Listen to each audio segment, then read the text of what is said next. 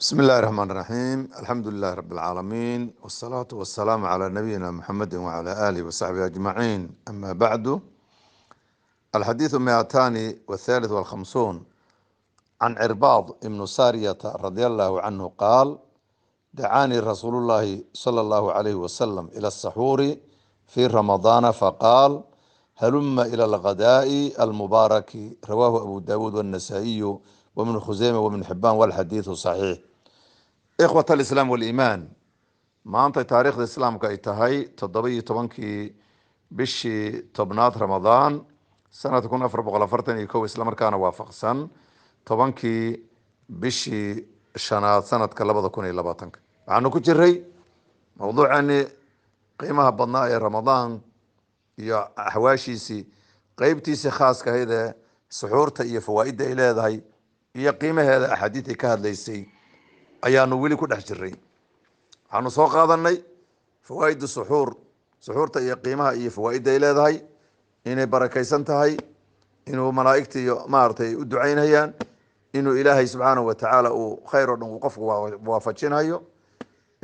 maaragtay fadaaisheeda waxaa ka mid a in lagu xaqiijiyo taxqiiqu mukhaalafat alyahuud. maanta waxaan qaadanaynaa xadiid kale oo fawaaid cusub oy suxuurtu leedahay noo soo kordhin aan ka baranayno. cirbaad ibnu saariyata radi allahu canhu, saxaabiga jaliilka, wuxuu yihi: dacaani waxaa ii yeedhay rasuulullahi sala allahu alayhi wasalam, rasuulka ayaa ii yeedhay ila saxuuri ama ila suxuuri, labaduba waad dhihi kartaa.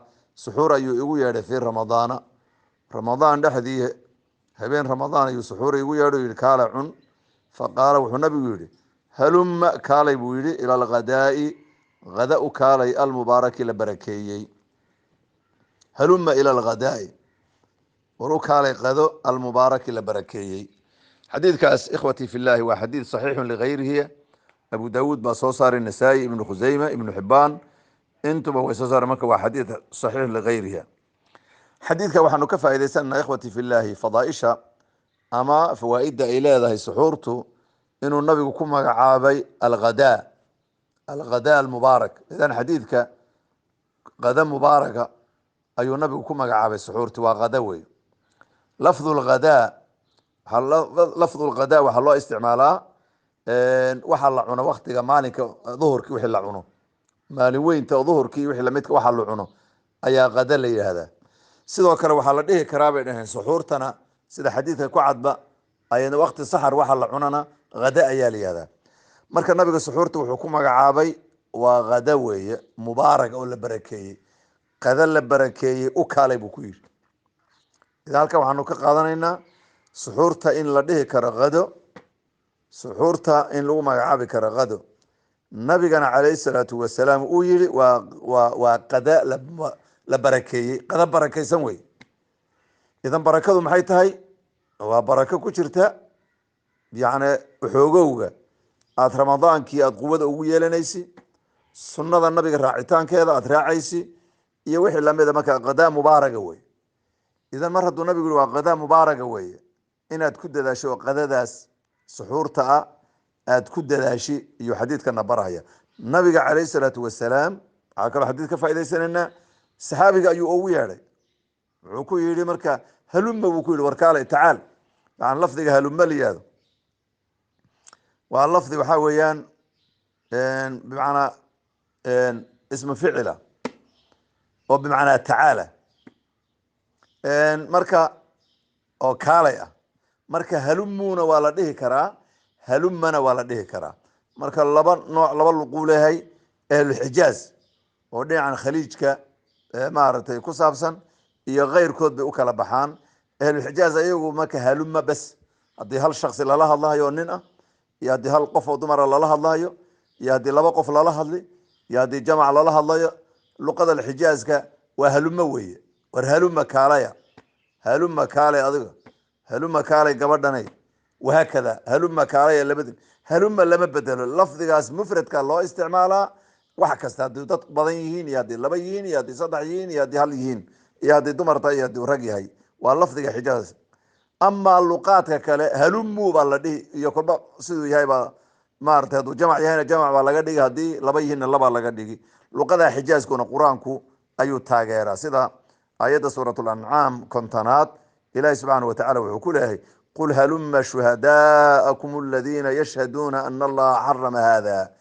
هلم شهداءكم بالي marka halumma macna la kaalaya way soo xaadiriya shuhadaaku shuhadadiina iyo dadkiina makhratiyaasha soo xaadiriya way maart idan marka halumma wa nabigu alayhi salatu wasalaam idan xadiidka waxaan ka faa'iideysanay nabigu wuxuu ugu yeedhay saxaabigaas suxuur buu ugu yeedhay ramadaan oo yiri war kaalay waxa kale xadiidka uu noo sheegaya inuu nabigu ku magacaabay suxuurti waa qada la barakeeyay way idan waa qada barakaysan qof kastoo barakada ayayna kaa tegin ku dadaal idan suxuurta fawaa'ideeda waxaa la yidhahdaa waa maarata fiiha barako nabigu yidhi faa'iidadeeda waxaa ka mid a taxqiiqu mukhaalafati ahlilkitaab oo la xaqiijinayo waxaa ka mid a fawaa'ideeda oo aan xadiidka ka baranayno annahaa ghadaaun mubaarak wey waa qada mubaarak oo la barakeeyey waxaa ka mid a ducada malaa'igta ayaa lagu helaa oo ilaahay kuu baryaysa waxaa ka mid a fawaa'ideeda raxmadda ilaahay baa lagu helaa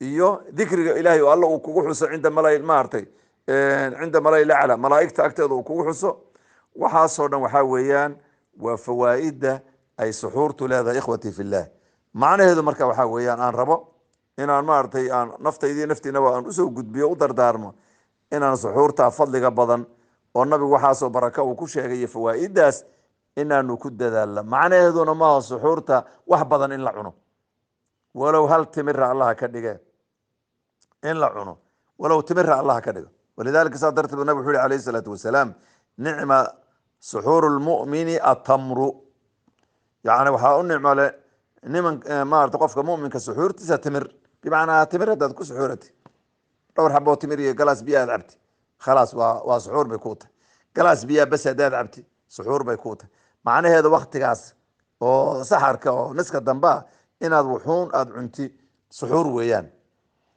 idan waa faa'iidada ay suxuurtu leedahay wey taqwiya iyo xoog iyo nashaad baad ka qaadaysaa nabigana calayhi salaatu wasalaam sunnadiisii ayay maaragtay ay ku noqonaysaa ku dayanaysaa dacaani waxaa ii yeedhay buu yihi maarata cirbaad binu saariya saxaabigaas rasuulullahi sala allahu calayhi wasalam ila suxuuri suxuur buu igu ama ila saxuuri suxuur buu igu yeedhay fii ramadaana ramadaan dhexdii faqaala wuxuuna yidhi halumma kaalay ila alghadaa'i bifatxi lgoyn baa la akhriyay ila alghadaa'i war qada u kaalay almubaaraki la barakeeyey qada la barakeeyey u kaalay idan xadiidkaasaanu ka faa'iidaysanay suxuurta in qada la dhihi karo qada mubaaraga inay tahay qada la barakeeyey ee ku dadaala wey waxaa kaloon ka qaadanaynaa in laisugu kaalmeeyo oo qofka aad maaragtay jamaaca wax ku cuntaan aad dhihi karto war hebelo kaale ila suxuuro nabigu u yeedhay saxaabiga kaale ila suxuuro yidhi maaragtay in laisla suxuuran karo maaragtay ayay ku tusinaysaa idan ilaahay subxaana watacaala waxaan weydiisanaynaa biasmaa alxusna wa sifaati alculaa inuu naga dhigo kuwa sunnada nooleeya nabiga ku dayda bisha ramadaan ee barakaysanna loogu dembi dhaafo oo naarta laga xoreeyo hal mar baan xadiidka ku celinhayaa الحديث 253 عن عرباض بن سارية رضي الله عنه قال دعاني رسول الله صلى الله عليه وسلم إلى السحور في رمضان فقال هلم إلى الغداء المبارك رواه أبو داود والنسائي وابن خزيمة وابن حبان والحديث صحيح لغيره هذا وصلى الله على نبينا محمد وعلى آله وصحبه أجمعين والسلام عليكم ورحمة الله وبركاته.